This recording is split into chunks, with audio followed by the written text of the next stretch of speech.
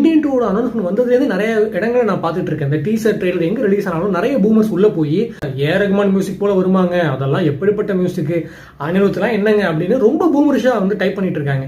இவங்க எல்லாம் யார் அப்படின்னா, ஒரு காலத்துல இளையராஜா மியூசிக் போட்டுட்டு இருக்கும்போது புதுசா இப்ப ஏ ரகுமான் உள்ள வந்தார்ல, அப்போ இவங்க எல்லாம் ஏ ரகுமானுக்கு சப்போர்ட் பண்ண ஆளுங்க தான். அதாவது புது யங் டைரக்டருக்கு அப்போ ரொம்ப சப்போர்ட்டிவா இருந்த அதே பீப்புள் இப்போ பூமரா மாறிட்டாங்களா அப்படின்னு தோணுது. நான் கூட நினைச்சேன் அந்த பூமரா இருக்கிறவங்களுக்குலாம் ஒரு 50-60 வயசு இருக்கும் அப்படின்னு நினைச்சேன். அப்படிலாம் இல்லை, 20லேருந்து 40க்குள்ளதான் இருக்காங்க. சம்பந்தம் இல்லாம போய் எல்லா வீடியோவுக்கு கீழே உட்காந்துக்கிட்டு இது என்ன அனிருத் பாட்டு நல்லாவே இல்லை, ஏ ரகுமான கொண்டு வாங்க. என்ன, ஒவ்வொரு ஏஜ்லையும் புது புது டேரக்டர்ஸ் வரதான் செய்வாங்க. அவங்க யூஸ் பண்ணக்கூடிய இன்ஸ்ட்ருமெண்டா இருக்கட்டும், டூல்ஸா இருக்கட்டும், இதெல்லாமே வேற ஒரு மாதிரி இருக்கதான் செய்யும். அது ஒரு புது வைப்பு கொடுக்க தான் செய்யும். மேபி நாம பல வைப்ல இருக்கிறதுனால புது வைப்புக்கு நம்ம டியூன் ஆகலை அப்படிங்கிறதுனால நமக்கு அப்படி இருக்கலாம்.